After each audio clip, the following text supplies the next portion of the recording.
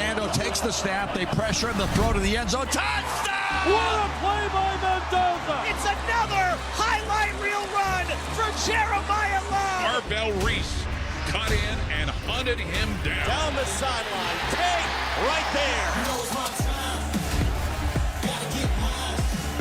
Hey, you know that I was shine. We the haters on behind. You know it's my time. Can't wait. The draft is almost upon us as we welcome you into NFL Live. Hannah Storm with an all-star cast today. Look at this. We've got Swagoo, Hawk, Shefty. I love it. Yeah, hey Swagoo, I feel like I'm in 3D right now. I feel like I need to back up a little bit. I know you are. It is a very plain background, especially compared to Hawk, and of course the Schefter library that we've come to know and love. All right, yes.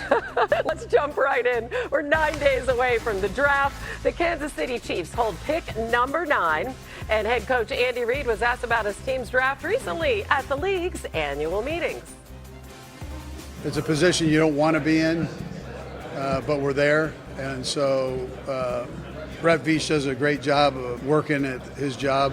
I know he's fired up about it. I've heard all the stories about the draft being this and that. There are going to be some good players in those spots, and we welcome good players onto the team.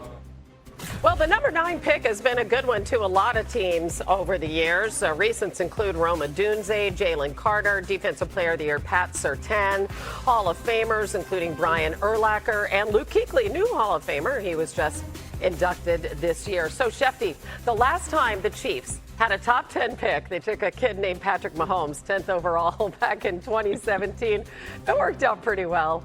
What are you hearing about their plans for this year?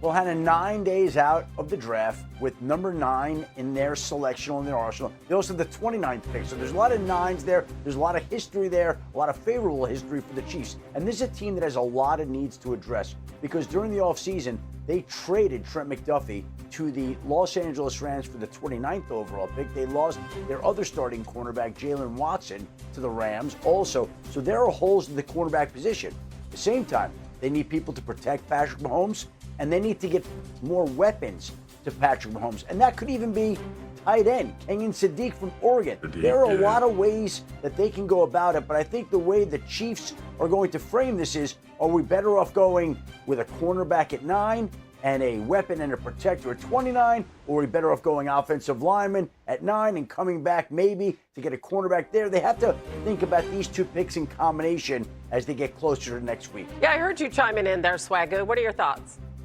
Yeah, cornerback seems like the glaring issue for me, but the Chiefs have always, Brett Veach has done a phenomenal job with flexibility, even when they were consistently picking late in drafts, finding the right fit and guys that could come in and produce. Literally, the strength of the Kansas City Chiefs for a while was that their draft picks were big parts of their championship runs, playing major roles as rookies or even younger guys, second, third year guys. So I could see them going McCoy. I could see them going Mansour Delane out of LSU. You know, I would love that to have him in Kansas City playing at a very high level. But Shefty made an interesting point with Sadiq out of Oregon, because we know that Travis Kelce is in the twilight. And is it a rapport that Patrick Mahomes is going to want to build with a young, athletic tight end that put on that performance at the combine? I'm sure it'll be hard for Andy Reid and that offensive-minded staff now with Eric Bieniemy back to pass up a weapon, but to protect him as well. So the Chiefs are in prime spot, and Shefty made a great point about them picking 29th as well. But ultimately, I think they are going to have to go defense with the moves that they made this offseason, getting rid of both of their corners. I love that, Marcus. I think you're spot on.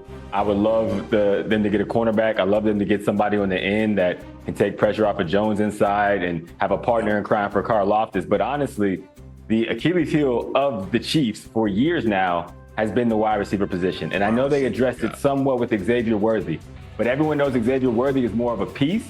When I look at Carnell Tate, and I know there's a lot of conversation about his 40 time and how he did at the combine, and the only reason it's so surprising is because on tape, you don't see that. You see a guy that went to the line of scrimmage. You see a guy that separates at every level, including on the deep ball. So this is an opportunity that there's a real chance that Cardinal Tate could be there at 9. And if I'm the Kansas City Chiefs, it's going to be hard for me to pass up a technician like Cardinal Tate, especially when we've seen the success that Ohio State receivers under Brian Hartline have had in the National Football League over the last half decade. Yeah, I mean, that's awfully tempting considering that their leading receiver again this season was Travis Kelce for the 4th year in a row.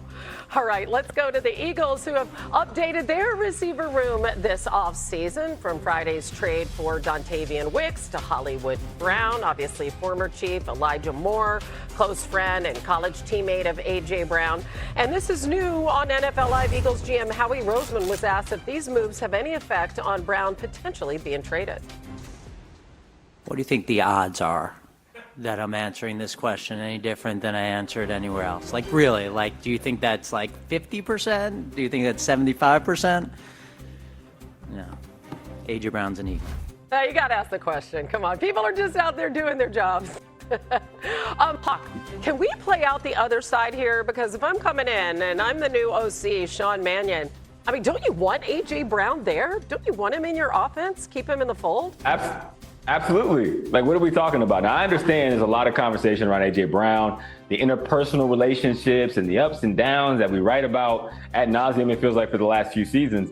But the reality is, when you're a new offensive coordinator, you want every weapon at your disposal, especially a weapon that is instant offense. I'll give you an example. When I came to the Cleveland Browns in 2014, the Browns had opportunities to trade Josh Gordon. That was the same year Kyle Shanahan and his whole staff, who are all head coaches now, came in, and they lobbied and pounded on the table to say, hey, please do not ask us to fix this offense and then take away the biggest weapon we have. Now, again, A.J. Brown's situation is nothing like Josh Gordon's situation, but the reality is, if you are an offensive mind, no matter how good you are, you want the best players, especially a player who's top 5 at his position. Hawk, I would agree with you if they did not have Devontae Smith.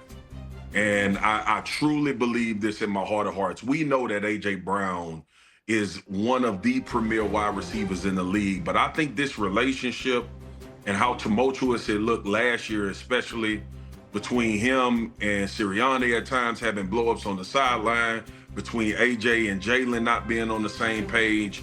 And it felt like, I don't know if you two feel like this between Schefter and Hawk, it felt like it had run its course. I said it soon as, close after the season ended, that the Philadelphia Eagles needed to trade A.J. Brown. Move on. You got a young receiver that you drafted high, a former Heisman Trophy winner in Devontae Smith, who has played in huge games and performed big in huge games as well. So I think that makes this situation a little bit different, because I don't believe, and as great as I think A.J. is, I think a lot of people look at Devontae Smith as a 1 as well. So Howie has that flexibility. He's been super active around drafts the last couple of years.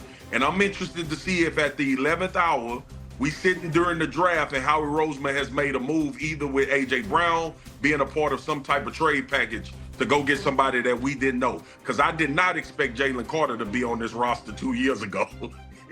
3 years ago, maybe. Big Swaggo, I am not expecting them to make a move with A.J. Brown during the draft. I think that will wait until about June 1st. And if you listen to Howie Roseman talk there, money.